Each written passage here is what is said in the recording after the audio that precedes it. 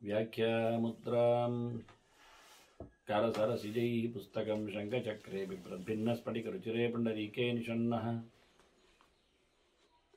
ಅಮ್ಲಾನಶ್ರೀರಮೃತವಿಶದೈರಂಶಭಿಪ್ಲಾವಯನಮಾಮಾವಿರ್ಭೂಯಾತ್ ಅನಗಮಹಿಮಾ ಮಾನಸೇ ವಾಗಧೀಶಃ ನಮಸ್ತೆ ಪ್ರಾಣೇಶ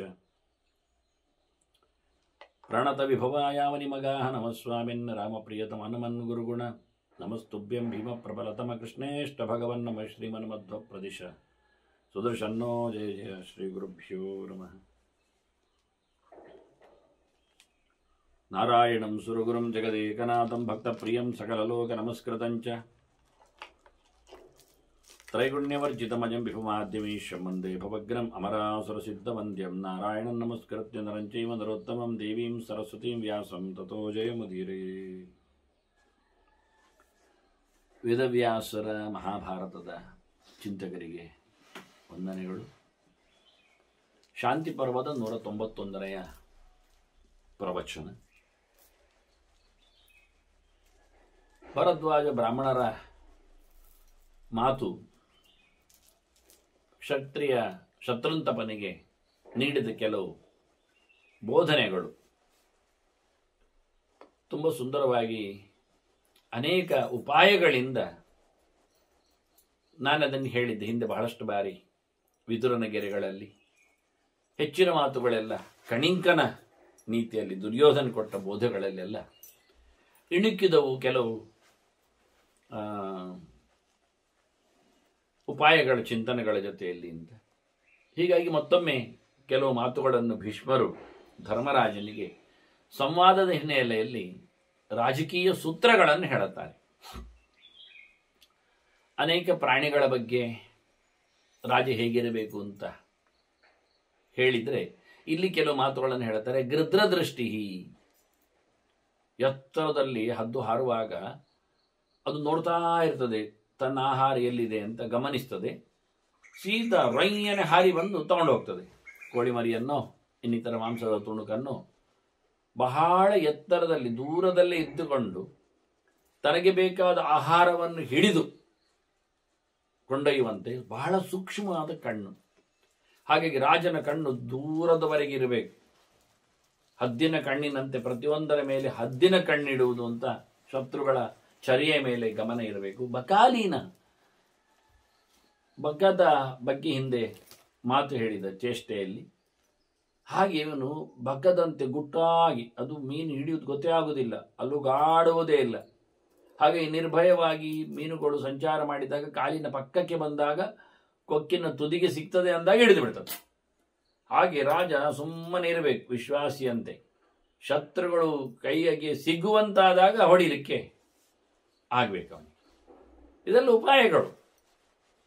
ಕೊನೆಗೆ ಮಾತು ಹೇಳ್ತಾನೆ, ಶ್ವಚೇಷ್ಟ, ನಾಯಿಯಾಗಿ ತುಂಬ ಜಾಗರೂಕನಾಗಿವೆ. ಸಣ್ಣ ಸದ್ದಿಗೂ ದೊಡ್ಡ ಮಟ್ಟಿನ ಎಚ್ಚರ.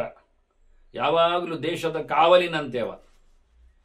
ಯಾವ ಕಳ್ಳನಿಗೂ ಯಾರಿಗೂ ಪ್ರವೇಶ ಇಲ್ಲದ ಹಾಗೆ ಇಡೀ ಹೊತ್ತು ಪೂರ್ತಿ ಅವನ ಕತೆ ಅಂತಾನೆ. ಸಿಂಹ ವಿಕ್ರಮ, ಪರಾಕ್ರಮದಲ್ಲಿ ಮಾತ್ರ ಸಿಂಹದಂತೆ ಹಾರಬೇಕು. ಭಯಾನಕವಾಗಿ ಮರಣವೇ ಕೊನೆಗೆ ಉತ್ತರ ಸಿಗುವಂತಿರಬೇಕು. ಅನುದ್ವಿಗ್ನ, ಯಾವುದಕ್ಕೂ ಎಂದೂ ಸಹ ಅವನು ಉದ್ವೇಗಕ್ಕೆ ಒಳಗಾಗಬಾರದು. ಟೆನ್ಷನ್ ಮಾಡಿಕೊಳ್ಳಿಕ್ಕಿಲ್ಲ. ಬಹಳ ಜೋರಾಗಿ ಹಾರಾಟಕ್ಕೋಸ್ಕರ ಎಂದೂ ಸಹ ಕಾಯುವಂತಿರುವ, ಅವನ ಬಂದಾಗ ನಡೆಸಿಕೊಡುವಂತಹ ನೆಲೆಯಲ್ಲಿ ಆತನ ಕತೆ. ಕಾಕಶಂಕಿ, ಕಾಗೆ ಸಂಶಯ ಪಟ್ಟಂತೆ ಎಲ್ಲದರ ಮೇಲೂ ಎಲ್ಲ ಹೊತ್ತಿನಲ್ಲಿಯೂ ಯಾವಾಗಲೂ ಪ್ರತಿಯೊಂದಕ್ಕೂ ಸಂಶಯ. ಕೂಡಲೇ ಬಲಿ ಹಾಕಿದ ತಕ್ಷಣ ತಿನ್ನಲಿಕ್ಕೆ ಬರುವುದಿಲ್ಲ. ಬಲಿಬುಕ್ಕಾದರೂ ಬಹಳ ಎತ್ತರದಲ್ಲಿ ಸುಮ್ಮನೆ ನೋಡಿರ್ತದೆ, ತುಂಬ ಹೊತ್ತು ಗಮನಿಸ್ತದೆ, ಅತ್ತೈತ ತಲೆಯನ್ನು ಕೊಂಕಿಸ್ತದೆ. ನಿಜವಾಗಿ ಅದಕ್ಕೆ ಒಂದು ಕಣ್ಣಾದ್ರಿಂದ ಹಾಗೆಲ್ಲ ನೋಡುವ ಕ್ರಮ ಅದರದ್ದು. ಆದರೆ ಮನುಷ್ಯನು ಸಹ ಓರೆ ದೃಷ್ಟಿಯಿಂದ ನಿಧಾನಕ್ಕೆ ಗಮನ ಕೊಟ್ಟು ಪ್ರತಿಯೊಂದರ ಮೇಲೂ ಸಂಶಯವನ್ನು ಪಡುತ್ತಾನೆ ಕೆಲಸ ಮಾಡಬೇಕು. ಭುಜಂಗ ಚರಿತಂ ಚರೇತ್, ಮತ್ತೆ ಹಾವಿನಾಗಿರ್ಬೇಕು. ಹಾವಿನಾಗಿ ಅಂದ್ರೆ ಒಳ ಹೊಕ್ಕದ್ದೇ ಗೊತ್ತಾಗಬಾರದು. ಮನೆಯೊಳಗೆ ಹೇಗೆ ಬಂತು ಗೊತ್ತಿಲ್ಲ, ಎಲ್ಲಿಂದ ಬಂತು ಗೊತ್ತಾಗಲಿಲ್ಲ, ನಿರ್ಗಮನದ ದಾರಿ ಏನು ಅರ್ಥ ಆಗುವುದಿಲ್ಲ, ಹಾವು ಬಂದ ದಾರಿ ಯಾವುದು, ಹಾವು ಹೋದ ದಾರಿ ಯಾವುದು ಗಮನಿಸುವುದು ಹೇಗೆ, ಗುರುತಾಗುವುದಿಲ್ಲ. ಮತ್ತೆ ಏನು ಯಾವುದಕ್ಕೂ ಸಹ ಹೆದರುವುದಿಲ್ಲ. ಅತ್ಯಲ್ಪ ಪ್ರಾಣಿ, ಕೊಕ್ಕು ಇಲ್ಲ, ರೆಕ್ಕೆ ಇಲ್ಲ, ಬಾಲ ಇಲ್ಲ. ಬಾಲ ಅಂದರೆ ಪ್ರತ್ಯೇಕವಾದದ್ದು, ದೈಹಿಕವಾದ ಬಿಟ್ಟು. ಕೊಂಬು ಇಲ್ಲ, ಕೋಡು ಇಲ್ಲ, ಇನ್ನೇನು ಬೇಕಾದಂತಹ ಅದರಲ್ಲಿ ಅವಯವ ವಿಶೇಷಗಳು ಇಲ್ಲ. ಇತರ ಪ್ರಾಣಿಗಳಂತೆ, ಇತರ ವ್ಯಕ್ತಿಗಳಂತೆ ಒಂದೇ ಒಂದರಲ್ಲಿರುವಂಥದ್ದು ಅದಕ್ಕೆ ಗೊತ್ತಿಲ್ಲದಂತೆ ಏನು ವಿಷ. ಅಂದ್ರೆ ಎಲ್ಲವೂ ಖಚಿತವೇ ಪ್ರಾಣಿಗಳು, ಎಲ್ಲರಲ್ಲಿಯೂ ಅಂತಹ ಒಂದು ವಿಷಯಗಳಿವೆ. ಆದರೆ ಸಾಯುವ ಮಾರಣಾಂತಿಕವಾದಂತಹ ಪರಿಣಾಮ ಬೀರತಕ್ಕಂತಹ ಅವುಗಳಲ್ಲಿ ರಸ ಇಲ್ಲ ಅಷ್ಟೇ. ಹಾಗಾಗಿ ಹಾವು ಹೇಗೆ ಏನು ಇಲ್ಲದಿದ್ರೂ ತನ್ನನ್ನು ಹೇಗೆ ರಕ್ಷಿಸಿಕೊಳ್ತದೋ, ಎಂತಹ ಗೊಂದಿಯಲ್ಲಿ ಎಷ್ಟು ಒಂದು ಚಾಲಾಕಿನಲ್ಲಿ ಅದು ಪ್ರವೇಶ ಮಾಡುತ್ತದೋ, ಹಾಗೆ ರಾಜ ಪ್ರತಿಯೊಂದು ಕಡೆಯಲ್ಲಿಯೂ ಹಾವಿನಂತೆ ತನ್ನ ಚರಿತೆಯನ್ನು, ತನ್ನ ನಡೆಯನ್ನು ಮಾಡಿಕೊಳ್ಳಬೇಕು.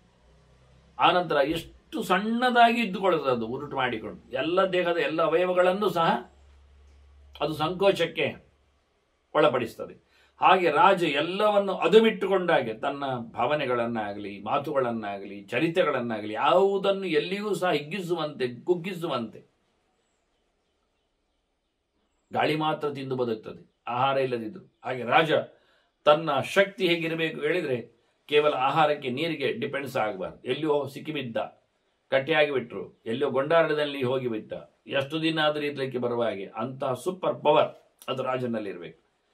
ಹೀಗೆ ಹಾವಿನಾಗೆ ಗೊತ್ತೇ ಇಲ್ಲದಂತೆ ಹೂವಂತೆ ಇರ್ತದೆ, ಅದರ ಸಮಯ ಬಂದಾಗ ಹೆಡೆ ಎತ್ತಿ ಪೂತ್ಕರಿಸಿ ಹೊಡೆದೇ ಬಿಡುತ್ತದೆ. ಹಾಗೆ ಒಂದೇ ಸಮನೆ ರಾಜನ ಹೊಡೆತ ಇರಬೇಕು, ಅದು ಮಾರಣಾಂತಿಕವಾಗಿ ಬರಬೇಕು ಅಂತ. ಹೀಗೆ ಅನೇಕ ಅರ್ಥಗಳಲ್ಲಿ ಭುಜಂಗ ಅಂತ ಹೇಳಿದ್ದೆ. ಯಾಕೆಂದ್ರೆ ಅವನು ಹಾವು ತೆವಳಿಕೊಂಡು ಹೋಗ್ತದೆ ಅಂತ. ಹಾಗೆ ರಾಜ ಕಾಣುವಂತೆ ಇರಬಾರದು, ಎಲ್ಲಿಯೋ ನುಸುಳಿಕೊಂಡು ಹೋಗುವಂತೆ, ತೆವಳಿಕೊಂಡು ಹೋಗುವಂತೆ, ಅವಿತುಕೊಂಡು ಕೂತಂತೆ ಅವನು ತನ್ನ ಚರೆಯನ್ನು ತೋರಿಸಬೇಕು ಅಂತ. ಬೇಕಾದಾಗ ಹಾರಿ ಹೊಡೆಯಲಿಕ್ಕೆ ಆಗ್ತದೆ ಅಂತ. ಮತ್ತೆ ತನ್ನ ಸಾವಧಾನ ಭೇದ ದಂಡಗಳನ್ನು ಬಳಸುವ ವಿಧಾನ ಹೇಗಿರುತ್ತೆ ಕೇಳಿ, ಶೂರಂ ಅಂಜಲಿ ಪಾತೇನ. ಭಯಂಕರ ಶೂರನಾಗಿದ್ರೆ ಅವನ ಕೈಯಲ್ಲಿ ಹೋರಾಟಕ್ಕೆ ನಿಲ್ಲುವುದಲ್ಲ, ಸೊಂಟ ಮುರಿದುಕೊಳ್ಳಿಕ್ಕೆ. ಮತ್ತೆ ಅವನನ್ನು ಕೈ ಮುಗಿದುಕೊಂಡು ಅವನಲ್ಲಿ ಫ್ರೆಂಡ್ಶಿಪ್ ಮಾಡಿಕೊಂಡು ಅಂಜಲಿ ಪಾತೆ, ಕೈ ಮುಗಿಯುವುದು, ಕಾಲು ಹಿಡಿಯುವುದು, ತಾನು ಬಗ್ಗುವುದು, ಬಗ್ಗುವ ಮೂಲಕ, ಕೈ ಜೋಡಿಸುವ ಮೂಲಕ. ನೋಡಿ, ಜರಾಸಂಧ ಕರ್ಣನಲ್ಲಿ ಮೈತ್ರಿಯನ್ನು ಸಂಪಾದನೆ ಮಾಡಿತ್ತು. ಜೋರಿದ್ದಾನೆ, ಕಸು ತುಂಬಾ ಇದೆ, ಅವನಿಗೆ ಪರಶುರಾಮನಲ್ಲಿ ಕಲಿತದ್ದು ಒಂದು ಕಂಡಿದೆ ಅದರಲ್ಲಿಯೂ. ಹಾಗಾಗಿ ಇದು ಪರೀಕ್ಷೆ ಮಾಡುವ ಸೊತ್ತಲ್ಲ ಹೇಳಿಕೊಂಡು ಕರ್ಣನಲ್ಲಿ ಫ್ರೆಂಡ್ಶಿಪ್ ಮಾಡಿಕೊಂಡ ಜರಾಸಂಧ. ಹಾಗೆ ಶೂರಂ ಅಂಜಲಿ ಮಾತೇನು ಆಗ್ಬೇಕಾದ್ದೇನಿಲ್ಲ, ಆದ್ರೆ ತಾನು ಹಿಮ್ಮೆಟ್ಟಿಸಿದ್ದೇನೆ ಅನ್ನತಕ್ಕಂಥ ಗರ್ವ ಬರಬಹುದಿತ್ತು. ಆ ಗರ್ವಕ್ಕಿಂತಲೂ ಈ ಗರ್ವ ಚಂದ ಹೇಳಿಕೊಂಡು ಅಂತವರನ್ನು, ಇದೊಂದು ಉಪಾಯ, ಬದುಕುವ ಉಪಾಯ, ಯುದ್ಧದ ಕತೆ, ರಾಜರ ವ್ಯವಸ್ಥೆ. ಹಾಗೆ ಶೂರಂ ಅಂಜಲಿ ಪಾತೇನ. ಮತ್ತೆ ಭೇದೇನ ಭೇದ ಇತ್ತು, ಹೆದರಿಕೊಳ್ಳುವವನನ್ನು ಹೆದರಿಸಿ ಓಡಿಸುವೆ. ಭೇದ ಮಾಡಿದ್ರೆ ಆಯ್ತು, ಅವನಿಗೇನು ಬಡಿಬೇಕಾಗಿಲ್ಲ, ಎಲ್ಲದಕ್ಕೂ ಹೆದರುತ್ತಾನೆ, ಕೋಲ್ ತೋರಿಸಿದ್ರು ಸಾಕಾಗತ್ತೆ, ಅವನಿಗೆ ಬಡಿಯುವ ಪ್ರಶ್ನೆ ಇಲ್ಲ. ಮತ್ತು ಯಾರು ಆಸೆ ಪಡುತ್ತಾನೆ ಅಂತವನನ್ನು, ಎಲ್ಲದಕ್ಕೂ ಏನಕ್ಕೂ ಆಸೆ ಪಟ್ಟವನನ್ನಾದ್ರೆ ಅವನನ್ನು ಬುಟ್ಟಿ ಹಾಕೊಳ್ಳುವುದು ಲುಬ್ಧಂ ಅರ್ಥ ಪ್ರಧಾನೇನ. ಆಸೆ ಉಳ್ಳವನಿಗೆ ಕೈ ಹಿಡಿಯುವವನಿಗೆ, ಕೈ ಅಡಿ ಮಾಡುವವನಿಗೆ ದುಡ್ಡು ಕೊಟ್ಟು ಬಾಯಿ ಬಿಚ್ಚಿಸಿದ್ರೆ ಆಯ್ತು. ಹಾಗೆ ಅವನು ಲೋಭಿ ಇದ್ದಾನೆ, ದುಡ್ಡಿನ ಗಂಟಿನವಿದ್ದಾನೆ, ಅವನಿಗೆ ಒಂದಿಷ್ಟು ದುಡ್ಡು ಕೊಡು. ಇದು ದಾನದ ವ್ಯವಸ್ಥೆ, ಸಾಮದಾನ ಭೇದ. ಹಾಗೆ ಇದು ದಾನದ ವ್ಯವಸ್ಥೆ. ದುಡ್ಡು ಕೊಟ್ಟರೆ ಆಯಿತು, ಬಾಯಿ ಮುಚ್ಚುತ್ತಾನೆ. ದುಡ್ಡೋ, ಆಸ್ತಿಯೋ, ಜಾಗವೋ, ಅದು ಇನ್ನಿತರ ಯಾವುದೋ ಅಧಿಕಾರವೋ, ಇನ್ನು ಹೆಣ್ಣೋ, ಇನ್ನು ಕುಡಿಲಿಕ್ಕೋ, ಏನೋ ಒಟ್ಟು ದ್ರವ್ಯದ ದಾನದ ಜೊತೆಯಲ್ಲಿ ಒಬ್ಬನನ್ನು ಬುಟ್ಟಿ ಹಾಕೊಳ್ಳಿಕ್ಕೆ ಬರ್ತದೆ. ಅವನ ಕಮ್ಮಿತನ, ದೌರ್ಬಲ್ಯವನ್ನು ನೋಡ್ಲಿಕ್ಕಾಗ್ತದೆ. ಮತ್ತೆ ಯಾರ ಮೇಲೆ ಹಾರ್ಲಿಕ್ಕೆ ಅಂದ್ರೆ ಸಮಂತಲ್ಯೇನ ವಿಗ್ರಹ, ಅವನಿಗೆ ಯಾರು ಸರಿ ಇದ್ದಾನೆ ಅಂತವನ ಮೇಲೆ ಹೋರಾಟ ಮಾಡಲಿಕ್ಕೆ ಎಲ್ಲರಲ್ಲಿ ಹೋರಾಟ ಮಾಡಬಾರದು. ಜಾಸ್ತಿ ಇದ್ದವನಲ್ಲಿ ಹೋರಾಟ ಮಾಡುವುದಕ್ಕಿಂತ ಕೈ ಮುಗಿದುಕೊಂಡು ಅವನ ಜೊತೆಯಲ್ಲಿ ಇರುವುದು ಚಂದ ಅಂತ. ಹೀಗೆ ಉಪಾಯಗಳನ್ನು ಎಲ್ಲಿ ಹೇಗೆ ಬಳಸಿಕೊಳ್ಳಬೇಕೆನ್ನುವುದನ್ನು ನೋಡಿಕೊಂಡು ಬದುಕಬೇಕಾಗತ್ತೆ ಅಂತ. ಮತ್ತೆ ಮಂತ್ರಿಗಳ ಬಗ್ಗೆ ಒಂದು ಮಾತು ಹೇಳ್ತಾನೆ, ಬಹಳ ಚಂದವಾದಂಥ ಮಾತುಗಳು. ತುಂಬ ಆಯಾಮಗಳಲ್ಲಿ ಅದರ ಅನುಸಂಧಾನ ಬರ್ತದೆ. ಈಗ ತನಗೆ ಬೇಕಾಗಿರತಕ್ಕ, ಈಗ ಹೇಳಿ ಆಯ್ತಲ್ಲ, ಯಾರನ್ನು ಸೇರಿಸಿಕೊಳ್ಳಿಕ್ಕೆ, ಯಾರನ್ನು ದೂರ ಮಾಡಲಿಕ್ಕೆ ಉಂಟು ಅಂದಾಗ, ಯಾರನ್ನೋ ಸೇರಿಸಿಕೊಳ್ಳುವಲ್ಲಿ ಸೇರಿಸಿಕೊಳ್ಳುವ ಕಥೆ ಹೇಗಿರುತ್ತದೆ, ಮಾತು ಯಾರು ಆಡ್ಲಿಕ್ಕೆ ಉಂಟು, ಮಾಧ್ಯಮ ವರ್ತಿಗಳು ಯಾರು, ವಲ್ಲಭಾನುನಯೇಶು ಚ ಅಮಾತ್ಯಾನ್ ಪರಿರಕ್ಷೇತ ಅಂತ ಮಾತಾಡ್ಲಿಕ್ಕೆ ಕಳಿಸುವುದು ಮಂತ್ರಿಗಳನ್ನು, ಜತೆಗಾರರನ್ನು.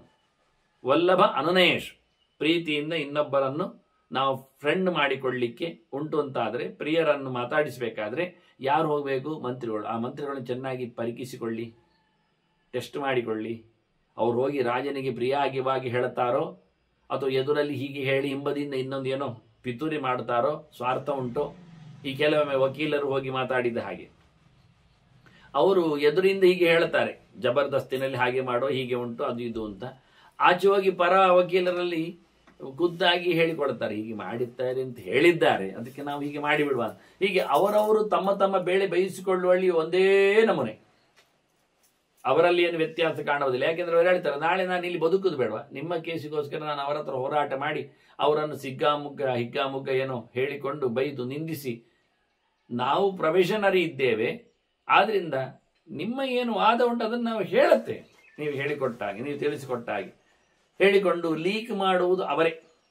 ವಿರೋಧ ಮಂದಿಗಳಲ್ಲಿ ಎಷ್ಟೆಲ್ಲ ತಮ್ಮ ಕೆಲಸ, ಯಾಕೆ ಅವರು ಒಟ್ಟು ಬದುಕಿದವರೇ, ಒಟ್ಟೇ ಇರುವವರು, ಅವನು ಇವನಿಗೆ ಲೀಕ್ ಮಾಡಿರ್ತಾನೆ ಇನ್ನೊಂದು ಕೇಸಿನಲ್ಲಿ. ಹಾಗಾಗಿ ಮ್ಯೂಚುವಲ್ ಆಗಿ ಬಾಯಿ ಮುಚ್ಚಿ ಕೂತ್ರೆ ಕೆಲಸವೇ ಆಗುವುದಿಲ್ಲ, ಅಲ್ಲಿ ಅವರಿಗೆ ಕಾಸಾಗುವುದಿಲ್ಲ. ಅದರಿಂದ ಸಮಸ್ತ ವಕೀಲರ ವ್ಯವಸ್ಥೆಯೂ ಹೀಗೇ ಇರ್ತದೆ. ಎಲ್ಲಿಯೋ ಒಂದು 2 ಜನ ಹೆಚ್ಚು ಕಡಿಮೆಯ ಒಂದು ಪ್ರಾಮಾಣಿಕರಿದ್ದರೆ ಅವರು ಅಲ್ಲಿಂದ ಕಿಕ್ಔಟ್ ಆಗಿರ್ತಾರೆ, ಬದುಕುವುದಿಲ್ಲ, ಅದನ್ನು ಬಿಡ್ತಾರೆ. ಅಂಥವ್ರು ವೃತ್ತಿಗೆ ಸೇರಿಕೊಳ್ಳುವಾಗಲೇ ಅದರ ಆಯಾಮಗಳು ಗೊತ್ತಿರ್ತವೆ. ಹಾಗೆ ಈ ರಾಜರ ಪಿತೂರಿ ಕ್ರಮದ ಬಗ್ಗೆ ಬಹಳ ಚೆನ್ನಾಗಿ ಇಲ್ಲಿ ಹೇಳಿಕೊಡೋ ರೀತಿಯವರು ಹೇಗಿರ್ತದೆ ಅಂತ. ಹಾಗಾಗಿ ಆ ಮಂತ್ರಿಗಳನ್ನು ಸ್ವಲ್ಪ ನಿಗಾ ವಹಿಸು. ಎಂಥ ಮಂತ್ರಿಗಳನ್ನು ಕಳಿಸ್ಬೇಕು ಯೋಚನೆ ಮಾಡು. ಅವರು ನಿನ್ನ ಹತ್ರ ಇಲ್ಲಿ ಪ್ರೇಮ ಮೈತ್ರಿಗೋಸ್ಕರ ಅವನನ್ನು ಒಳಗಾಕಲಿಕ್ಕೆ, ಸಂಧಿ ಮಾಡಲಿಕ್ಕೆ ಹೇಳಿಕೊಂಡು ಮಾತಾಡುವವ ಇನ್ನೊಂದು ಕಡೆಯಿಂದ ಏನು ಹೇಳ್ತಾನೆ, ಈಗ ಸಂಧಿ ಮಾಡಿಕೊಳ್ಳಿ, ಮತ್ತೆ ಒಂದು ಸಮಯ ಉಂಟು, ಆಗ ನಾವು ಹೋರಾಟ ಮಾಡಲಿಕ್ಕೆ ಅನುಕೂಲ ಆಗುತ್ತೆ. ಹೀಗೆಲ್ಲ ಹೇಳಿಕೊಟ್ರೆ ಕತೆ ಹೇಗಿರಬೇಡ. ಅದರಿಂದ ಮಂತ್ರಿಗಳು ಮಾತಾಡ್ಲಿಕ್ಕೆ ಹೋದವರು ಹೇಗಿರ್ತಾರೆ ಅಂತಂದ್ರೆ ರಾಜದೂತ, ಅಂಬಾಸಿಡರ್ಸ್. ನೋಡಿ, ಹನುಮಂತನನ್ನು ರಾಮ ಕಳಿಸಿದ, ಅಷ್ಟು ಮಂಗಗಳಿದ್ದವು, ಆದರೆ ಯಾವ ಕೈಯಲ್ಲಿಯೂ ರಾಮ ಉಂಗುರವನ್ನು ಕೊಡಲಿಲ್ಲ. ನೆನಪಿಟ್ಕೊಳ್ಳಿ, ದಿಕ್ಕು ದೇಶಗಳಿಗೆ ಕೋಟಿಗಟ್ಟಲೆ ಮಂಗಗಳು ಹುಡುಕ್ಲಿಕ್ಕೆ ಹೋಗಿದ್ದಾವೆ, 1 ತಿಂಗಳು ವಾಯ್ದೆ ಎಲ್ಲರಿಗೂ ಕೊಟ್ಟಿದ್ದಾರೆ. ಆದರೆ ರಾಮ ಕೋಟಿಗಟ್ಟಲೆ ಮಂಗಗಳ ಹತ್ತಿರದಲ್ಲಿ ಉಂಗುರ ಕೊಟ್ನ? ಅಥವಾ ಅಷ್ಟು ದಿಕ್ಕುಗಳಲ್ಲಿ ಕಳಿಸಿಕೊಟ್ಟಂತ ಪ್ರಧಾನರಲ್ಲಿ ಒಂದೊಂದಾದ್ರೂ ಉಂಗುರ ಕೊಟ್ನ? ಇನ್ನೇನಾದ್ರೂ ಕುರುಹು ಕೊಟ್ನ? ಪೂರ್ವ ದಿಕ್ಕಿನಲ್ಲಿ ಹೋದವರಿಗೆ ಈ ಕುರುಹು ಸಿಕ್ಕಿದರೆ ಹೇಳಿ ಅಂತ ಏನಿಲ್ಲ. ಒಂದೇ ಒಂದು ದಕ್ಷಿಣ ದಿಕ್ಕಿನಲ್ಲಿ ಹೋಗುವ, ಅದು ಆ ಮಂಗಗಳ ಮುಖಂಡರೆಲ್ಲ ಬೇರೆ ಇದ್ದಾರೆ, ಬೇಕಾದ್ರೆ ಇಟ್ಟುಕೊಳ್ಳುವ. ಅಂಗದ ಇದ್ದಾನೆ, ಜಾಂಬವಂತ ಇದ್ದಾನೆ, ಎಲ್ಲ ಅಂಗದ ಅಧಿಕಾರದಲ್ಲಿ ಸೀನಿಯರ್, ವಾಲಿಯ ಮಗನಾಗಿದ್ದಿಟ್ಕೊಂಡ್ರೆ. ಜಾಂಬವಂತ ವರ್ಷದಲ್ಲಿ ಸೀನಿಯರ್ ಇದ್ದಾನೆ. ಅಂದವರ ಹನುಮಂತನಿಗೆ ಹೇಗೆ ಕೊಡ್ತಾನ? ಆ ಮಂಗಳ ಒಟ್ಟು ಸೇರಿ ಹನುಮಂತನಿಗೆ ಕೊಟ್ಟದ್ದ. ಅಯ್ಯೋ, ರಾಮ ಬರುವಾಗಿ ನಮಗೊಂದು ಕೊಟ್ಟು ಕಳಿಸಿದ್ದಾನೆ, ಈಗ ನೀನು ಹೋಗ್ಲಿಕ್ಕೆ, ಸಿಕ್ಕಿದ್ರೆ ಕೊಟ್ಟು ಬಾ ಅಂತ ಕೊಡ್ಲಿಕ್ಕೆ ಉಂಟ? ಕೊಟ್ಟಿದ್ದ. ಪ್ರೀ ಪ್ಲಾನ್ ರಾಮಾಯಣ ಚರಿತೆ ಕೇಳಲಿಕ್ಕೆ ಹೋದರೆ ಹನುಮಂತನ ಕೈಯಲ್ಲಿ ಮುದ್ರೆ ಉಂಗುರ ಕೊಟ್ಟಿದ್ದಾನೆ ರಾಮನಿಗೆ ಚೆನ್ನಾಗಿ ಗೊತ್ತು, ಸೀತೆ ಅಲ್ಲೇ ಇದ್ದಾಗ ಕೊಟ್ಟು ಬರ್ತಾನೆ ಅಂತ. ಅದು ಸೀದಾ ಮೊದಲೇ ಹೇಳಿದರೆ ಸ್ವಾರಸ್ಯ ತಪ್ತದೆ. ಹಾಗಾಗಿ ಮಂತ್ರಿಗಳನ್ನು ಕಳಿಸಿಕೊಡುವಾಗಲೇ, ರಾಜದೂತರನ್ನು ತಿಳಿಸಿಕೊಡುವಾಗಲೇ ಎಂಥ ರಾಜದೂತರನ್ನು ಸೆಲೆಕ್ಟ್ ಮಾಡಲಿಕ್ಕೆ ಉಂಟು, ಪರೀಕ್ಷೆ ಮಾಡಿ ಕಳಿಸಿಕೊಡ್ಲಿಕ್ಕೆ ರಾಜದೂತರನ್ನೆಲ್ಲ. ಇಲ್ಲದಿದ್ದರೆ ಕೆಟ್ಟು ಹೋಗ್ತದೆ ಕೆಲಸ. ಇದು ವಲ್ಲಭ ಅನುನಯೇಶ್ ಮಾತ್ರ ಅಲ್ಲ, ಶ್ರೇಣಿ ಮುಖ್ಯೋಪಚಾಪೇಶ್ ಶ್ರೇಣಯ ಅಂತ ಹೇಳಿಕೊಂಡು ಆಚಾರ್ಯವತ್ತರು ಭಾಗವತ ತಾತ್ಪರ್ಯಕ್ಕೆ ಬಂದಾಗ ಚಿಂತನೆಯನ್ನು ಕೊಡುತ್ತಾರೆ.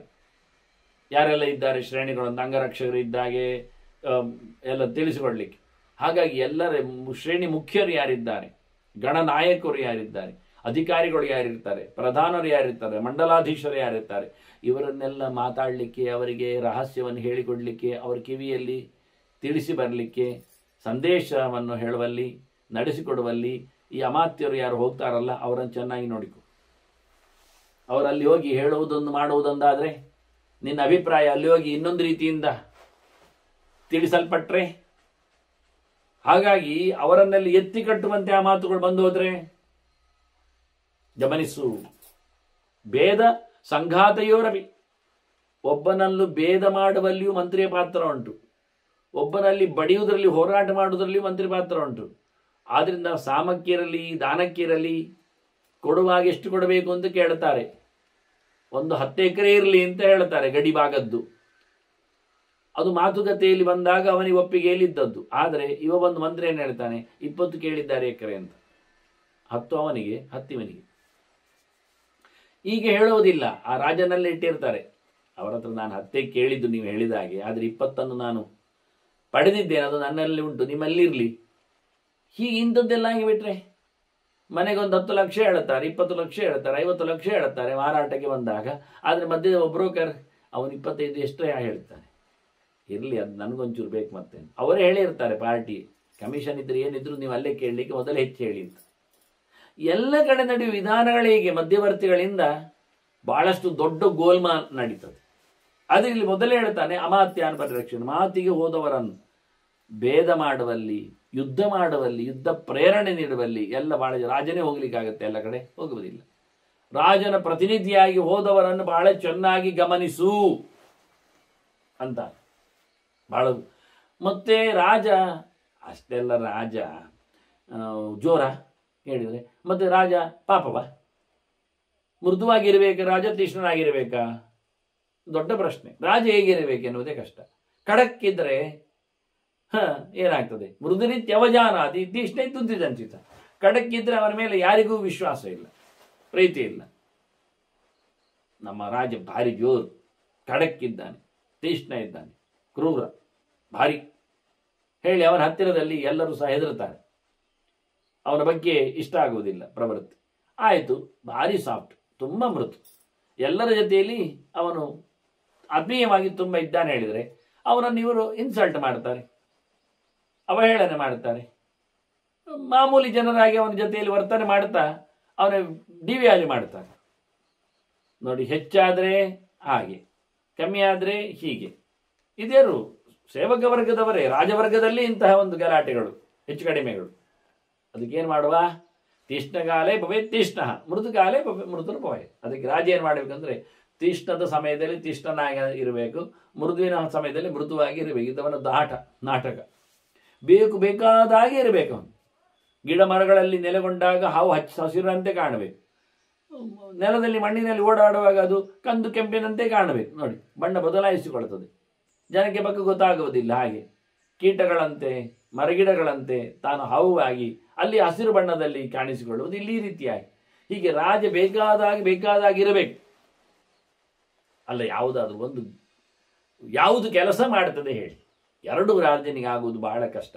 ಯಾಕೆಂದ್ರೆ ಒಂದೇ ಪ್ರಕರಣದಲ್ಲಿ, ಒಂದೇ ಪ್ರಸಂಗದಲ್ಲಿ, ಒಂದೇ ದೇಶದಲ್ಲಿ, ಒಂದೇ ವಿಷಯದಲ್ಲಿ ಎರಡು ಒಟ್ಟಾಗಬೇಕಾಗತ್ತೆ ಕೆಲವೊಮ್ಮೆ. ಆಗ ರಾಜ ಆಡುವುದು ಗೊತ್ತಾಗತ್ತೆ. ತೀಕ್ಷ್ಣವಾದ ರಾಜನ ಚರೆಯನ್ನು ಬಲ್ಲವರು ಅವರ ಮೃದುವಾದದ್ದು ನೋಡಿ ಇದೇನು ಎಡವಟ್ಟಾಗಿದೆ ಅಂತಾರೆ. ಮೃದುವಾಗಿರತಕ್ಕ ಸ್ವಭಾವವನ್ನು ಅರಿತು ನಿಂತ ಚಿಂತನೆಗಳನ್ನು ಮಾಡಿದವರು ಅವನು ಒಮ್ಮೆ ತೀಕ್ಷ್ಣ ಆದಾಗ ಇವತ್ತೇನು ಹೆಚ್ಚು ಕಮ್ಮಿ ಆಗಿದೆ ಅಂತ. ಹಾಗಾಗಿ ಏಕತ್ರ ಎರಡರ ಸಮಾವೇಶ ಆಗುವುದು ಬಹಳ ಕಷ್ಟ. ಆ ಎರಡನ್ನೂ ಒಂದು ಜನ ನೋಡಿಬಿಟ್ರೆ ಇದು ರಾಜನಿಗೆ ಆಗತಕ್ಕಂತಹ ಪರಿಸ್ಥಿತಿ ಏನು ಅಂತ ಅರ್ಥ ಮಾಡಿಕೊಳ್ಳುತ್ತಾನೆ.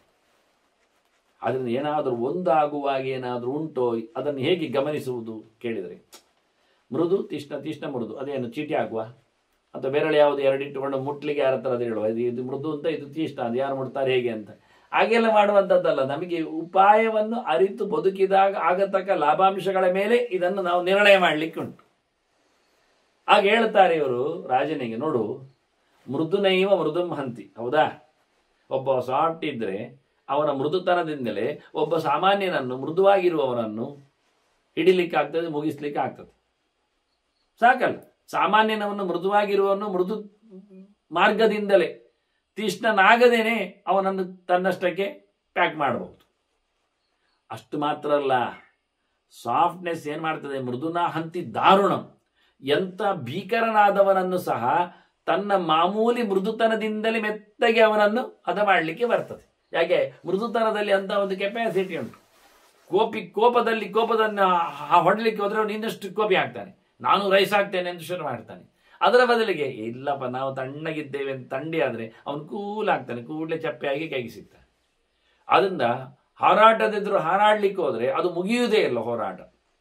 ಅದರ ಬದಲಿಗೆ ತಣ್ಣಗಾಗಿ ಬಿಟ್ರೆ ಕೂಡಲೇ ಅವನು, ಅದನ್ನ ಮೃದುತನದಿಂದ ಎರಡನ್ನೂ ಕದಿಲಿಕ್ಕೆ ಆಗ್ತದೆ.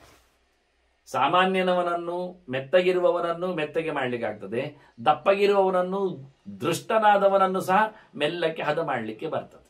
ಇದು ಎರಡು ಹೌದೇ ಹೌದು. ಅಷ್ಟೇ ಅಲ್ಲದೆ ಅಸಾಧ್ಯ ಮೃದುನ ಹಂತಿ, ಆಗದೇ ಇರುವುದನ್ನು ಮೃದುತನದಲ್ಲಿ ಏನಾದರೂ ಮಾಡಿ ಬಗ್ಗಿಸ್ಲಿಕ್ಕೆ ಆಗ್ತದೆ ನಿಧಾನಕ್ಕೆ. ನೋಡಿ, ಕಲ್ಲಿನ ದಂಡೆ, ನೀರು ಎಳೆಯುವುದು, ಮಣ್ಣಿನ ಪಾತ್ರೆ, ಪ್ರತಿನಿತ್ಯ ಇಟ್ಟು ಇಟ್ಟು ಇಟ್ಟು ಮಣ್ಣಿನ ಮಡಕೆ ಇಟ್ಟು ಕಲ್ಲಿನ ದಂಡೆ ಏನಾಗಿದೆ, ಹೊಂಡವನ್ನು ಪಡೆದಿದೆ. ಏನಾಯಿತು? ಅಸಾಧ್ಯ ಮೃದುನಾಹಂತಿ. ಯಾವುದು ಅಸಾಧ್ಯವಾಯಿತು? ಮಣ್ಣಿನ ಮಡಕೆಯಿಂದ ಕಲ್ಲಿನ ಬಂಡೆಯನ್ನು ಗುಳಿ ಮಾಡಬಹುದೇ ಕೇಳಿದರೆ ಇಂಪಾಸಿಬಲ್ ಅಂತಾರೆ. ಆದರೆ ಇಂಪಾಸಿಬಲ್ ಅಂದಾಗ ಐ ಎಂ ಬರೆಯುವಲ್ಲಿ ಐ ಆದ ನಂತರ ಒಂದು ಮೇಲೆ ಎಪಾಸ್ಟ್ರಫಿ ಗೆರೆ ಹಾಕಿದರೆ ಐ ಆಮ್ ಪಾಸಿಬಲ್ ಅಂತ ಅರ್ಥ ಆಗ್ತದೆ. ಅದು ಯಾರಿಗೂ ಆಗೋದಿಲ್ಲ, ಅದು ನಮ್ಮಿಂದ ಆಗಲಿಕ್ಕೆ ಸಾಧ್ಯ. ಆದರೆ ಸಮಯ ಬೇಕು. ದಿನಾ ನೀರು ಎಳೆದು ಇಟ್ಟು ನೆಳೆದು ಇಟ್ಟು ಎಳೆದು ಇಟ್ಟು ಅದೇ ಮಣ್ಣಿನ ಪಾತ್ರೆ ಜೋರು ಕುಕ್ಕರಿಸಿದ್ರೆ ಮಣ್ಣಿನ ಪಾತ್ರೆ ಒಡೆಯುತ್ತೆ.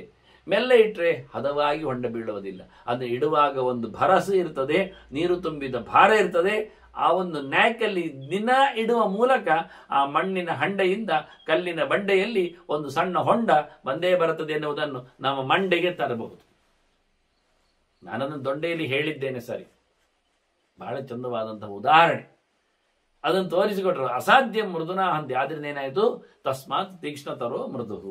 ಅಂದ ಭಾರಿ ಜೋರು ಯಾವುದು ಕೇಳಿದ್ರೆ ಮೃದು, ತೀಕ್ಷ್ಣ ಯಾವುದು ಕೇಳಿದ್ರೆ ಮೃದುವೇ ತೀಕ್ಷ್ಣ ಆಯ್ತು. ಈಗ ನೋಡಿ, ತೀಕ್ಷ್ಣವೋ ಮೃದು ಅಂತ ಎರಡು ಬೇಳೆ ಮುಟ್ಟಲಿಕ್ಕೆ ಕೇಳಿದ್ರಲ್ಲ, ಏನು ಮುಟ್ಟಿದ್ರು ಒಂದೇ ಆಯ್ತು. ಈಗ ತೀಕ್ಷ್ಣವೋ ಮೃದುವೆ, ಮೃದುವೆ ಮೃದುವೆ, ಮೃದು ಹೇಗೋ ಮೃದುವೆ, ಇವು ತೀಕ್ಷ್ಣವೋ ಮೃದು ಆಯ್ತಲ್ಲ.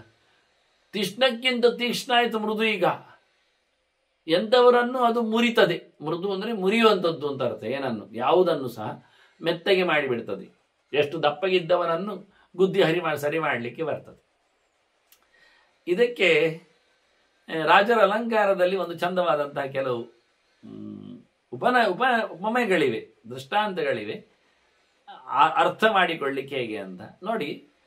ಹುಳಿ ಎನ್ನುವುದು ರಸ, ಅದು ಮೃದುವಾದದ್ದು, ಹೆಪ್ಪು ಅಂತ ತಿಳ್ಕೊಳ್ಳಿ. ಒಂದು ಸ್ವಲ್ಪ ಸಣ್ಣ ಬಿಂದು ಹೆಪ್ಪು ಒಂದು ದೊಡ್ಡ ಪಾತ್ರೆಗೆ, ಕಾಯಿಸಿದ ಹಾಲಿನ ಪಾತ್ರೆಗೆ ಹಾಕಿದರೆ ಏನಾಗ್ತದೆ? ಹಾಲು ಹಾಳಾಗ್ತದೆ, ಹಾಲು ಮೊಸರಾಗ್ತದೆ. ಅಂದರೆ ಒಂದು ಮೃದುವಾದ ಸಂಗತಿ ಹುಳಿರಸ ಒಂದು ಮೃದುವಾದ ಸಿಹಿರಸವನ್ನು ಅದು ಮರ್ದನ ಮಾಡಿಬಿಡ್ತದೆ. ಅಂದರೆ ಮೃದು ಹಂತಿ, ಮೃದುನೈವ ಮೃದಂ ಹಂತಿ. ಸಾಮಾನ್ಯವಾದದ್ದನ್ನು ಸಾಮಾನ್ಯವನ್ನು ಕೆಳಡಿಸಲಿಕ್ಕೆ ಸಾಕಾಗ್ತದಲ್ಲ ಅಂತ ತೋರಿಸಿಕೊಡ್ತಾರೆ. ಹಾಗೆ ಮೃದುನಾಂತಿ ದಾರುಣಂ ಎನ್ನುವುದಕ್ಕೆ ಅವರು ಕೊಟ್ಟ ಉದಾಹರಣೆ ಬಹಳ ಚೆನ್ನಾಗಿದೆ. ಆದರೆ ಅದು ಅರ್ಥ ಆಗುವುದು ನನಗೆ ಕಷ್ಟ ಆಗಿದೆ. ಅಂದರೆ ಕತ್ತಿಯ ನೀರು ಆನೆಯ ತಲೆಯನ್ನು ಭೇದಿಸ್ತದೆ ಅಂದರು. ಅದು ಯಾವನೊಮ್ಮನ ಕತ್ತಿಯ ನೀರು ಆನೆಯ ತಲೆಯನ್ನು ಭೇದಿಸ್ತದೆ ಎನ್ನುವುದು ಅರ್ಥ ಆಗುವುದಿಲ್ಲ. ಇನ್ನೇನು ಶಬ್ದದ ಚಿಂತನೆಯೋ ಹೋರಾಟದಂಗಳದಲ್ಲಿ ನೋಡ್ಬೇಕು, ಅಥವಾ ಗಜ ಶಬ್ದಕ್ಕೆ ಏನೋ ಬೇರೆ ಅರ್ಥವನ್ನು ನೋಡಬೇಕು. ಮಸ್ತಕ ಅಂತಲೇ ಉಂಟು, ಗಜಮಸ್ತಕಂ ಅಂತಾರೆ. ಖಡ್ಗ ನಿಶಿತ ವಾರಿ ಅಂತಲೇ ಹೇಳ್ತಾರೆ ನೀರು ಅಂತ. ಕತ್ತಿಯ ಅಲಗಿನ ನೀರು ಆನೆಯ ತಲೆಯನ್ನು ಸೀಳುವಲ್ಲಿ ಸಮರ್ಥ ಆಗ್ತದೆ ಅಂತ. ಅಂದರೆ ನಿರಂತರವಾದ ನೀರಿನ ಧಾರೆ ಅದು ತಲೆಗೆ ಬಿಟ್ಟರೆ, ಈ ಕಳ್ಳರನ್ನು ಕೆಲವೊಮ್ಮೆ ಮಾತಾಡಿಸುವಾಗ ಪೊಲೀಸ್ ಗಿರಿಯಲ್ಲಿ ಅದೆಲ್ಲ ಉಂಟು ಅಂತ ಕೇಳಿದ್ದೇನೆ. ನಿರಂತರವಾದ ಐಸ್ ವಾಟರ್ ಅನ್ನು ತಲೆಗೆ ಹಾಕ್ಲಿಕ್ಕೆ ಶುರು ಮಾಡಿದರೆ, ಡ್ರಾಪ್ ಬೈ ಡ್ರಾಪ್ ಹಾಕಿದರೆ ಅವನು ಕೂಡಲೇ ಬಾಯಿ ಬಿಡುತ್ತಾನೆ. ಅಂದರೆ ಅಂತಹ ರೀತಿಯಾದ ಅವನಲ್ಲಿ ನೋವು, ವಿಪರೀತವಾದಂತಹ ಥಂಡಿ ಇವೆಲ್ಲ ತಲೆಗೆ.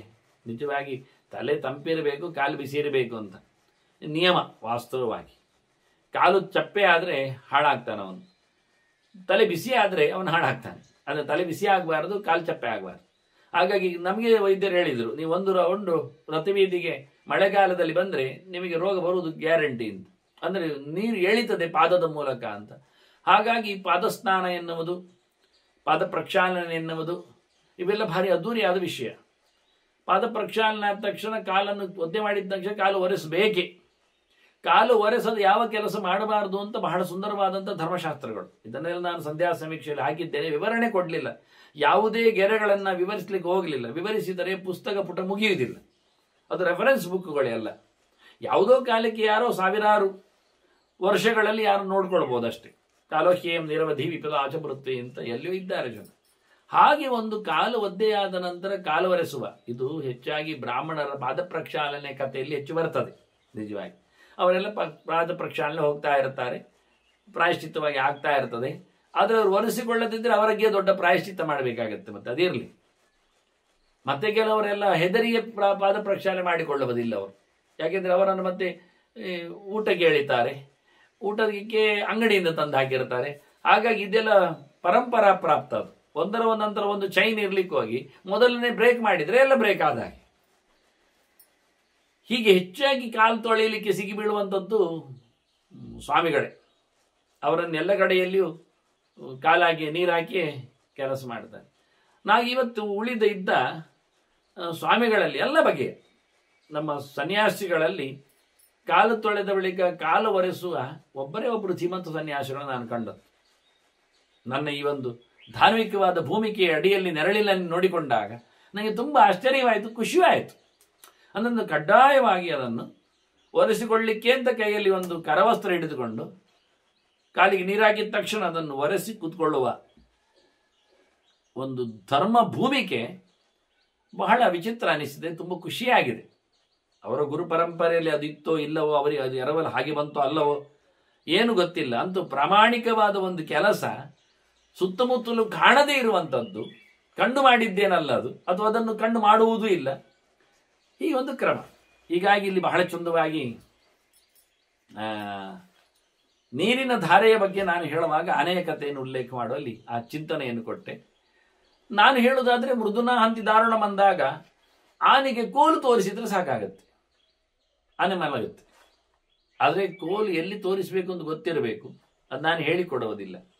ಆನೆ ಮಾವು ತರಿಗೊತ್ತದೆಲ್ಲ. ಆನೆಯನ್ನು ಪಳಗಿಸುವ ವಿಧಾನ ಒಂದು ಉದ್ದನೆ ಕೋಲು ಸಾಕು, ಅಂಕುಶ ಅಲ್ಲ. ಅಂಕುಶ ಬೇಕಾಗಿಲ್ಲ, ಅಂಕುಶವು ಅದರಲ್ಲಿ ಕಮ್ ಇರ್ತದೆ, 2 in 1. ನಿಜವಾಗಿ ಅವರಿಗೆ ಬೆತ್ತ ದಂಡ ಕೋಲು. ಆ ಕೋಲನ್ನು ಆನೆಗೆ ಒಂದು ಪರ್ಟಿಕ್ಯುಲರ್ ಪ್ಲೇಸಿಗೆ ತೋರಿಸಲಿಕ್ಕೆ ಉಂಟು. ಅದು ಅಲ್ಲಿಗೆ ಮೊನೆ ಇಟ್ಟು ತೋರಿಸಿದ್ರೆ ಸಾಕು, ಆನೆ ಸುಮ್ಮನೆ ಕೂತ್ಕೊಳ್ತದೆ. ಮೊದಲು ಅಸಮಾಧಾನ ಪಡ್ತದೆ, ಆಗುವುದಿಲ್ಲ ಹೇಳ್ತದೆ. ನಾವು ಆಗುವುದಿಲ್ಲ ಅಂತ ನಾವು ಕೂತ್ರೆ ಅದು ಬಸ್ತಿ ಬರ್ತದೆ. ಆದ್ರಿಂದ ಎಲ್ಲಿಯಾದರೂ ಕಾಡಾನೆಯೋ ಒಂಟಿ ಸಲಗವೋ ಎಲ್ಲಿಯೋ ಆನೆ ಎದುರು ನೀವು ಸಿಕ್ಕಿದ್ರೆ ಕೂಡಲೇ ಒಂದು ಕೋಲು ಹಿಡಿದ್ರೆ ಸಾಕಾಗುತ್ತೆ ನಿಜವಾಗಿ. ಆದರೆ ನಾನು ಹೇಳಿದ್ನಲ್ಲ, ಅದು ಎಲ್ಲಿ ಅಲ್ಲಿ ತೋರಿಸಿದ್ರೆ ಮಾತ್ರ ಅದು ಸುಮ್ಮನೆ ಇರ್ತದೆ. ಇಲ್ಲ ಅಂದ್ರೆ ನೀವು ಕೋಲು ಸಮೇತ ಅದರ ಹತ್ತಿರ ಸಿಗಬೇಕಾಗ್ತದೆ. ಅದು ಮತ್ತೆಲ್ಲಿ ಕಡೆಯಲ್ಲಿ ಮಾಡುವುದಿಲ್ಲ. ಅದು ನಾನು ಹೇಳಿಕೊಡುವುದಿಲ್ಲ, ಯಾಕೆಂದ್ರೆ ನೀವು ಗಜವಿದ್ಯೆಯಲ್ಲಿ ತಿಳ್ಕೊಳ್ಳಿ ಅಂತ. ನಾನು ತಿಳ್ಕೊಂಡದ್ದೇ ಹಾಗೆ. ನಾನೇನು ಮಾವು ತರ ಕೈಯಲ್ಲಿ ಹೋಗಿ ಆನೆಯಾಗಿ ಸಿಕ್ಕಿ ಬಿದ್ದದ್ದಲ್ಲ. ನಾನು ಗಜವಿದ್ಯೆ, ಅಶ್ವವಿದ್ಯೆ, ಆ ಉಷ್ಟ್ರವಿದ್ಯೆಗಳು, ಒಂಟೆಕತೆ, ಇನ್ನು ಆ ರಾಸಭ ವಿದ್ಯೆಗಳು, ಕತ್ತೆದ್ದು ಎಲ್ಲ ಬೇಕಾದಷ್ಟು ನಮ್ಮಲ್ಲಿ ಶಾಸ್ತ್ರವಿದ್ಯೆಗಳಿವೆ ಪ್ರಾಣಿಗಳ ಪ್ರಪಂಚದಲ್ಲಿ. ಹಾಗಾಗಿ ಅದನ್ನು ತಿಳಿಬೇಕಾದ್ದು. ಸುಮ್ಮನೆ ಯಾಕೆ ಧರ್ಮಕ್ಕೆ ಇನ್ನೊಬ್ಬರಿಗೆ ಹಸ್ತಿವಿದ್ಯೆಯನ್ನು ಹೇಳಿಕೊಟ್ಟು ಹಾಳಾಗಬೇಕಾಗತ್ತೆ, ಬಿಡಿ. ಅಂತ ಈ ವಿಷಯ ಒಂದು ಹೌದು. ಮೃದುನ ಹಂತಿ ದಾರುಣ ಹೇಳಬಹುದು. ಅತ್ಯಂತ ಕ್ರೂರವಾದ ಆನೆಯನ್ನು ಒಂದು ಸಾಫ್ಟ್ ಒಂದು ಕೋಲಿನಿಂದ, ಮೃದುವಾದ ಕೋಲಿನಿಂದ ಹದ್ದುಬಸ್ತಿನ ತರಲಿಕ್ಕಾಗ್ತದೆ. ಅಸಾಧ್ಯ. ಅದಕ್ಕೆ ಹೇಳಿದೆ ನಾನು ಉತ್ತರ. ಅಸಾಧ್ಯವಾದದ್ದನ್ನು ಸಹ ಮಾಡಲಿಕ್ಕಾಗತ್ತೆ ಅಂತ.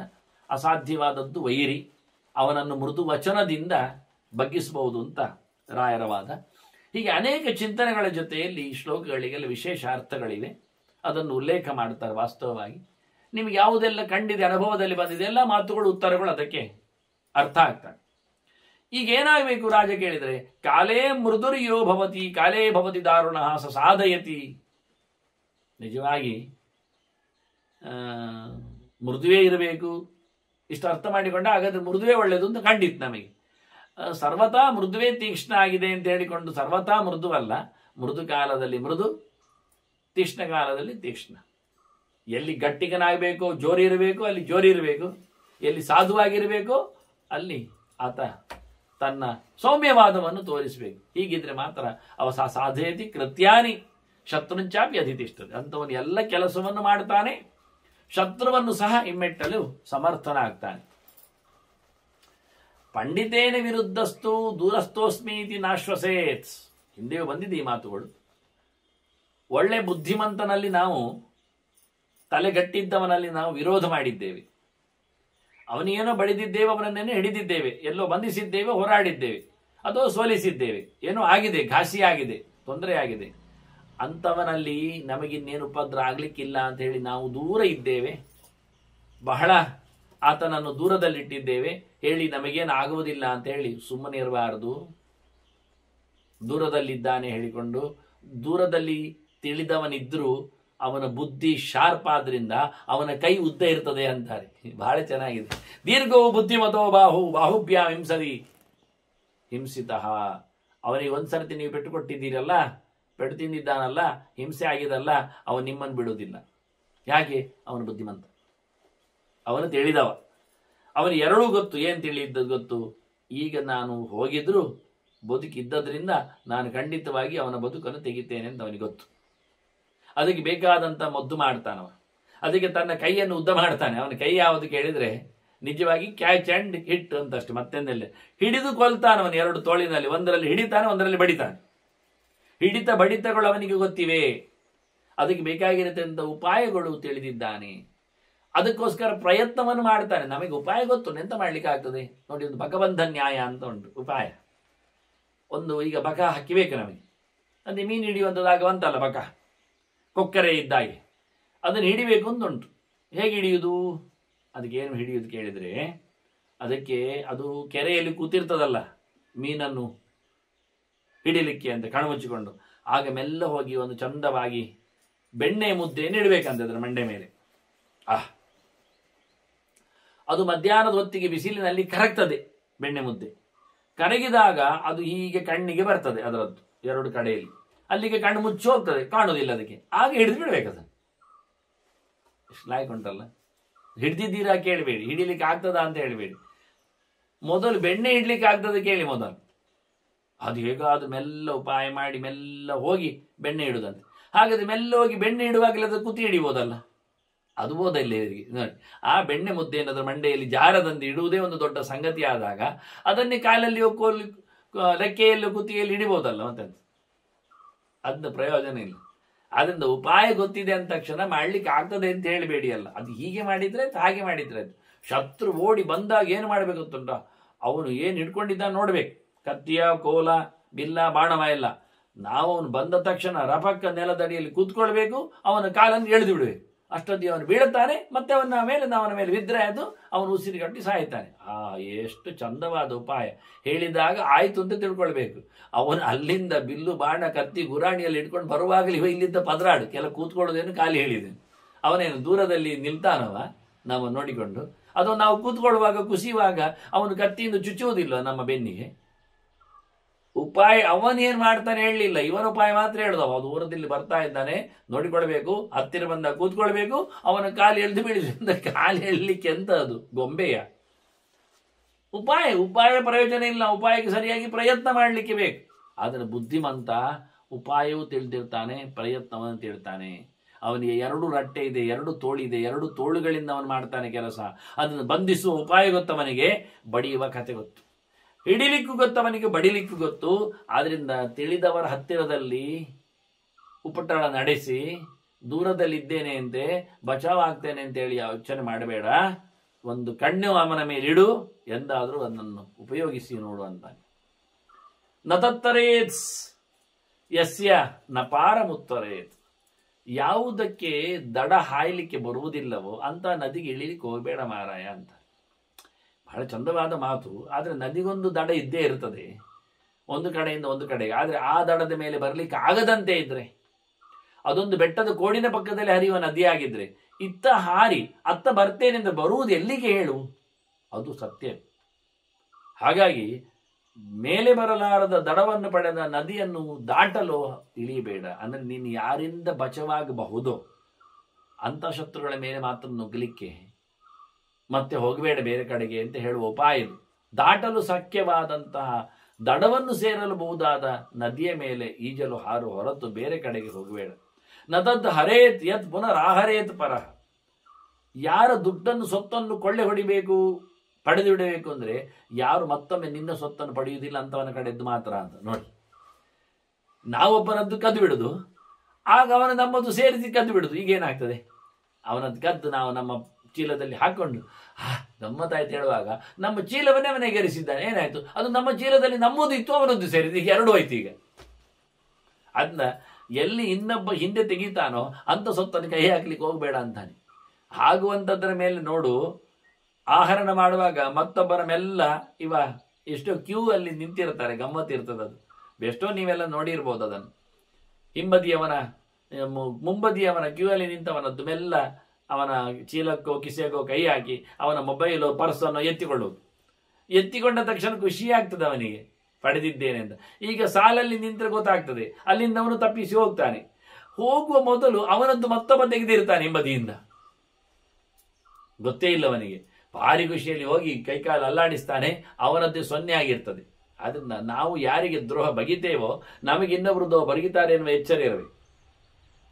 ನಮ್ಮದು ಸೊತ್ತು ಅಪಹಾರ ಆಗುದಾದ್ರೆ ಮತ್ತೊಬ್ಬರ ಸೊತ್ತು ಅಪಹಾರಕ್ಕೆ ನಾವು ಹೋಗಬಾರದು ಅಂತಾನೆ. ಇನ್ನೊಂದು ಹೇಳ್ತಾನೆ, ನತದ್ ಕನೇತ್ ಯಸ್ಯ ನ ಮೂಲಂ ಉದ್ಧರೇತ್. ಅಗಿಬೇಕು. ಅಗಿಬೇಕು ಎಲ್ಲಿವರೆಗೆ? ಬೇರು ಸಮೇತ ಬರ್ತದೆ ಆದ್ರೆ ಅಗಿಬೇಕು, ಇಲ್ಲದ್ರೆ ಅಗಿದೇನು ಪ್ರಯೋಜನ? ಬುಡಕ್ಕೆ ಕೈ ಹಾಕಬೇಡ ಅಂತ. ಬೇರು ಬಾರದ ಮರದೆಡೆಗೆ ಬುಡಕ್ಕೆ ಕೈ ಹಾಕ್ಲಿಕ್ಕೆ ಹೋಗಬೇಡ. ಸಿಕ್ಕಿದರೆ ಇಡೀ ತೆಗಿಬೇಕು. ಸಮೂಲೋತ್ಪಾಟನೆ ಮಾಡೋದಾದ್ರೆ ಉತ್ಪಾಟನೆ ಮಾಡೋದ್ರಲ್ಲಿ ಅರ್ಥ ಉಂಟು. ಇಲ್ಲಾದ್ರೆ ಮೇಲಕ್ಕೆ ತೆಗೆಯುವುದು, ಮತ್ತೆ ಮರಚಿಗಿರುತ್ತದೆ, ಮತ್ತೊಮ್ಮೆ ಎತ್ತುವುದು, ಮತ್ತೆ ಮೇಲೆ ಬರ್ತದೆ. ಈಗ ಇನ್ನಷ್ಟು ದಪ್ಪದಲ್ಲಿ ಬರ್ತದೆ, ಮತ್ತೆ ಪ್ರಯೋಜನ ಆಗಲಿಲ್ಲ. 2 ಬರ್ತದೆ, ಒಂದು ತೆಗೆದದಕ್ಕೆ 2 ಕೊಂಬೆ ಬರ್ತದೆ. ಒಂದು ಕಡ್ದು ಬನ್ನಿ ನೋಡಿ ಮರ, ನೀವು 10 ಕಡೆಯಲ್ಲಿ ಚಿಗುರ್ತದೆ, 10 ಕಡೆಯಲ್ಲಿ ಪ್ರಯೋಜನ ಏನಾಯ್ತು? ಅದನ್ನ ಬೇರು ಸಮೇತ ತೆಗೆಯುವುದಾದ್ರೆ ಅಗಿಲಿಕ್ಕೆ ಕೈ ಹಾಕು, ಇಲ್ಲ ಅಂದ್ರೆ ಬೇಡ. ನತಂ ಅನ್ಯಾತ್ ಯಶ ಶಿರೋನ ಪಾತೆ. ಬಡಿಬೇಡ, ಹೊಡಿಬೇಡ. ತಲೆ ಕಡಿಯುವುದಿಲ್ಲ ಆದ್ರೆ ಹೊಡೆದು ಉಪಯೋಗ ಇಲ್ಲ ಅಂತ. ಹೊಡೆದರೆ ತಲೆ ಉಡಿರ್ಬೇಕು ಅಂತದ್ದಾಗಿ ಹೊಡಿಬೇಕು. ಇಲ್ಲಾದ್ರೆ ಬೀಸಿದ್ದೇ ಬಂತು, ಮತ್ತೆ ಅವು ಹೇಳ್ಕೊಂಡು ವಾಪಸ್ ಇವನಿಗೆ ಹೊಡೆದ್ರೆ ಅದು ಸತ್ಯವೇ ಅಲ್ಲ. ಓಡಿ ಹೋದ್ರು ಮತ್ತೆ ಹೊಡಿತಾನೆ. ಒಂದೊಮ್ಮೆ ಬಡಿಯುವುದಾದ್ರೆ, ಶತ್ರುವನ್ನು ಹಿಡಿಯುವುದಾಗಿದ್ರೆ ನೀನು ಅವನ ತಲೆ ಕಡಿಯುವುದಾದ್ರೆ ಮಾತ್ರ ಮಾಡು.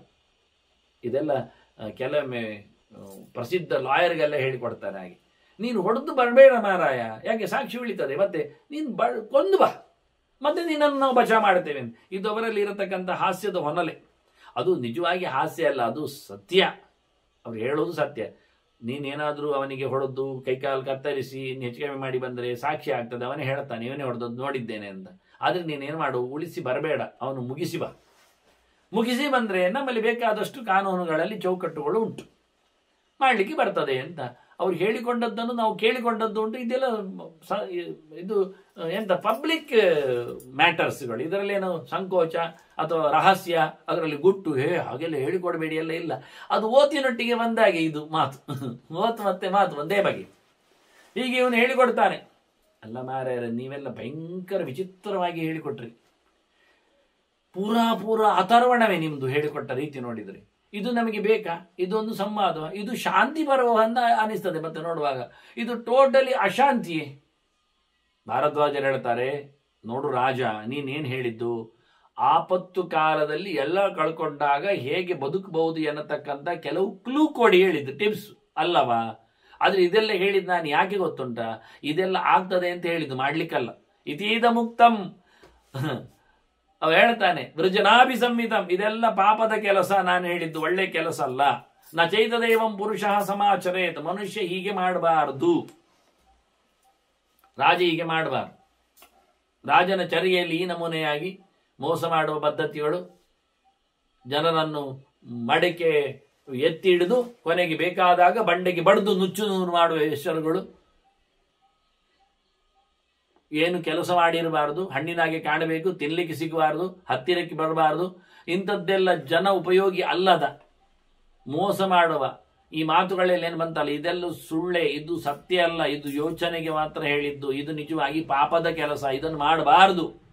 ಆದರೆ ಮಾಡ್ತಾರೆ ಎನ್ನುವ ಎಚ್ಚರ ಇರಬೇಕು ಅಂತ ಹೇಳಿದ್ ನಾನಂತ. ಪರಪ್ರಯುಕ್ತಸ್ತು ಕಥಂ ವಿಭಾವಯೇತ್, ಬೇರೆಯವರು ಇಂಥ ಪಿತೂರಿ ಮಾಡಿದ್ರೆ ಹೇಗೆ ನಾವು ನಡೆದುಕೊಳ್ಳಬಹುದು ಅನ್ನುವುದಕ್ಕೋಸ್ಕರ, ಅಥವಾ ಮಯೋಕ್ತಂ ಭವತೋ ಹಿತಾರ್ಥಿನ, ನಿನಗೆ ಒಳ್ಳೆಯದಾಗಲಿ ಅನ್ನೋ ನೆಲೆಯಲ್ಲಿ ನಾನು ಹೇಳಿದ್ದೆ. ನೀನೀಗ ಮಾಡಿ ಹಾಳಾಗಬೇಕು ಹೇಳಿದ್ದಲ್ಲ, ನಿನ್ನ ಮೇಲೆ ನನಗೆ ಪ್ರೀತಿ ಇದೆ, ಅದಕ್ಕೆ ಹೇಳಿದವ ನೋಡಿ. ಕದಿಬೇಕು, ಹೇಗೆ ಕದಿಬೇಕು ಅಂದ್ರೆ ಸಿಕ್ಕಿ ಬೀಳದಂತೆ ಕದಿಬೇಕು, ಇದು ಸರಿಯಾ? ಕದಿಬಾರ್ದು ಹೇಳ್ಬೇಕೇ ಬೇಡ. ಸಂಪತ್ತನ್ನು ಒಂದೊಮ್ಮೆ ಕೊಳ್ಳೆ ಹೊಡಿದಾಗಿದ್ರೆ ಹಿಡ್ಕೊಳ್ಳುವುದಾದ್ರೆ ಮತ್ತವ ಹಿಂದಕ್ಕೆ ಪಡೆಯದಂತಿರಬೇಕು. ನಾವೊಬ್ಬನ ಕೈಯಲ್ಲಿ ಚೀಲವನ್ನು ಕದ್ಕೊಂಡು ಹೋದ್ರೆ ಅವ ಮತ್ತೆ ನಮ್ಮ ಕೈಯನ್ನೇ ಕಡಿದು ತಗೊಂಡು ಹೋಗ್ಬಾರ್ದಲ್ಲ ಅಂತ ಹೇಳಿಕೊಟ್ರೆ ಇದು ಕತೆ ಏನು? ಅದರಿಂದ ಇದು ಹೇಳಿಕೊಟ್ಟದ್ದಲ್ಲ, ಹೀಗೆ ಮಾಡ್ತಾರೆ ಅಂತ ಹೇಳಿತ್ತು, ಗಮನಿಸ್ಲಿಕ್ಕೆ ಉಂಟು ಅಂತ ನಿನಗೆ ಹೇಳಿತ್ತು. ಆಯ್ತಾ? ಹೀಗೆ ಮಾಡಿಕೋ, ಖಂಡಿತವಾಗಿ ನೀನು ಒಳ್ಳೆಯ ರೀತಿಯಿಂದ ಬದಲಿಕ್ಕೆ ಆಗ್ತದೆ ಅಂತ ಹೇಳಿ ರಾಜನಿಗೆ ಬೋಧನೆ ಕೊಟ್ಟರು ಭಾರದ್ವಾಜರು ಅಂತ ಹೇಳಿ ಭೀಷ್ಮರು ಹೇಳಿ, ಆ ರಾಜನು ಸಹ ಬಹಳ ಗಮ್ಮತ್ತಾಗಿ ಅದೇ ರೀತಿಯಲ್ಲಿ ತಿಳಿದು ತಾನು ಸಂಪತ್ತನ್ನು ಪಡೆದ, ರಾಜ್ಯವನ್ನು ಮೆರೆದ ಅನ್ನುವ ಚಿಂತನೆಯನ್ನು ಕೊಡ್ತಾರೆ. ಧರ್ಮರಾಜ ಕೇಳಿಕೊಂಡು ಬಹಳ ಚಂದವಾಗಿ ಪ್ರಶ್ನೆ ಮಾಡುತ್ತಾನೆ. ಆ ಪ್ರಶ್ನೆ ಹೇಗಿದೆ ಅಂತ ತಮ್ಮ ಮುಂದೆ ಮೊದಲು ಇವತ್ತು ಹೇಳುತ್ತೇನೆ. ಅವನ ಕಥೆ ಏನು ಅಂದ್ರೆ, ಕೇನಚಿತ್ ಬ್ರಾಹ್ಮಣ ಜೀವೇತ್ ಅಂತ. ಒಬ್ಬ ತಿಳಿದವ ರಾಜನ ಬಗ್ಗೆ ಮಾತಾಡ್ತಾನೆ, ಬದುಕುವುದು ಹೇಗೆ ಅಂತ. ಯಾಕೆ ರೀ ಹಾಗೆ ಕೇಳೋದು? ಅಲ್ಲ, ಜಗನ್ನೇ ಕಾಲ ಆಗದೆ, ಆಪತ್ತಿನ ಕಾಲ ಬಂದರೆ, ಇವತ್ತು ಆಪದ್ಧರ್ಮದ ಕಥೆ ಅಲ್ಲವ ಇದು. ಆಪತ್ತಿನ ಕಾಲದಲ್ಲಿ ಒಬ್ಬ ತಿಳಿದವ ಬದುಕುವುದು ಹೇಗೆ? ನಾಚಿಗೆ ಹಾಗೆಲ್ಲ ಕೇಳಬಾರ್ದು. ಯಾಕೆ?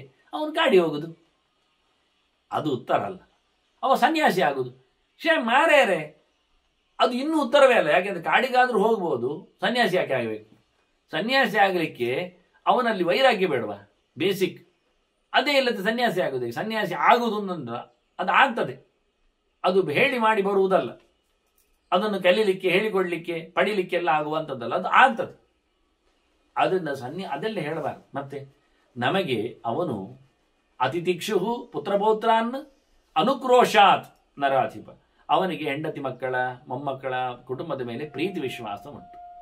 ಹಾಗೆಲ್ಲ ಒಟ್ಟರೆ ಬಿಟ್ಟರೆ ಅವರನ್ನೆಲ್ಲ ಬಿಟ್ಟು ಹೋಗ್ಲಿಕ್ಕೆ ಅವನೇ ನಿರ್ದಯ್ಯ, ಹೃದಯ ಲೆಸ್ಸ ಅವ. ಹಾಗಿರುವಾಗ ಅನುಕಂಪೆಯಿಂದ ಅವನು ಉಳಿದವರ ಮೇಲೆ ವಿಶ್ವಾಸ ಇರ್ಲಿಕ್ಕೆ ಹೋಗಿ ಅವನು ಸೀದಾ ಕಷ್ಟದ ಕಾಲದಲ್ಲಿ ಆಪತ್ತು ಕಾಲದಲ್ಲಿ ಹೇಳದೆ ಕೇಳದೆ ಓಡಿಬಿಡುವುದಲ್ಲ, ಅದು ಪಲಾಯನ. ಅವರ ಮೇಲೆ ಪ್ರೀತಿ ಇದೆ, ಅವರನ್ನು ಬಿಡ್ಲಿಕ್ಕೆ ಅವನು ಇಷ್ಟ ಇಲ್ಲ, ಯಾರನ್ನು ಬಿಡುವುದಿಲ್ಲ, ತ್ಯಾಗ ಮಾಡಲಿಕ್ಕೆ ಸನ್ಯಾಸಿ ಅಲ್ಲವ, ಸನ್ಯಾಸ ಬರಲಿಲ್ಲ ಅವನಿಗೆ ಧರ್ಮ. ಆದ್ದರಿಂದ ಎಲ್ಲರನ್ನೂ ಕಟ್ಟಿಕೊಂಡು ಒಳ್ಳೆಯ ರೀತಿಯಿಂದ ದಯಾವಂತನಾದ ತಿಳಿದವ ಬದುಕುವುದು ಹೇಗೆ ನನಗೆ ಬೇಕು ಆಪತ್ತು ಕಾಲದಲ್ಲಿ. ಅವನು ಮಾತ್ರ ಅಲ್ಲ, ಕಥಂಚ ರಾಜ ವರ್ತೇತ, ರಾಜನು ಸಹ ಹೇಗಿರಬೇಕು ಹೇಳಬೇಕು. ಇಂಥ ಆಪತ್ತು ಕಾಲದಲ್ಲಿ ಬಂದಾಗ ರಾಜನ ಕಥೆ ಹೇಗಿರ್ತದೆ, ಅವನ ಬದುಕು ಹೇಗೆ ಇರಬೇಕು. ಮತ್ತೆ ಅವನು ಎಲ್ಲವನ್ನು ತೊರೆದಲ್ಲ, ಧರ್ಮಾಚ ಅರ್ಥಾಚ ನಹೀಯೇತ, ಅವನು ಧರ್ಮದಿಂದ ಅರ್ಥದಿಂದ ಸೋಲುವಂತೆ ಇರಬಾರದು. ಧರ್ಮ ಬಿಟ್ಟು ರಾಜ ಬದುಕಬೇಕು, ಕೋಶ ಇಲ್ಲದೆ ಬದುಕಬೇಕು, ಇದು ರಾಜನ ಕಥೆ ಅಲ್ಲ. ರಾಜ ಎಂದೂ ಸಹ ಯಾವುದೇ ಸಂಪತ್ತಿಲ್ಲದೆ ಅಥವಾ ಧರ್ಮ ಬಾಹಿರನಾಗಿ ರಾಜ ವರ್ತಿಸುವುದಿಲ್ಲ. ಆದರೆ ರಾಜನಿಗೂ ಸಂಕಟ ಬಂದಾಗ, ಆಪತ್ತು ಬಂದಾಗ ಅವನ ಬದುಕು ಹೇಗಿರಬೇಕು ಅಂತ ಕೇಳುತ್ತಾನೆ. ಆದರೆ ಏನಾಪತ್ತು? ಒಂದಿಷ್ಟು ಧರ್ಮರಾಜ ಪಟ್ಟಿ ಹೇಳುತ್ತಾನೆ. ನಮಗೆ ವಿಷಯ ಇರುವುದೇ ಇಲ್ಲಿ. ಸಂಕಟ ಬಂದಾಗ ಅನ್ನುವಾಗ ಸಂಕಟ ಎಷ್ಟು ಬಗೆಯಲ್ಲಿ ಬರಲಿಕ್ಕೆ ಸಾಧ್ಯ ಇರ್ತದೆ ಅನ್ನುವುದ ಚಿಂತನೆಯನ್ನು ಧರ್ಮರಾಜ ಹೇಳುತ್ತಾನೆ. ಆ ವಿಚಿತ್ರವಾದ ವಿಶೇಷವಾದ ಕಷ್ಟಕಾಲದ ಪರಿಸ್ಥಿತಿಯ ಒಂದು ವಿವರಣೆ ನಾವು ಮುಂದಿನ ಚಿಂತನೆಯಲ್ಲಿ ಕೇಳುವ. ಮತ್ತೆ ವಂದನೆಗಳು. ಶ್ರೀಕೃಷ್ಣ ನಾರಾಯಣ ನಾರಾಯಣ ನಾರಾಯಣ.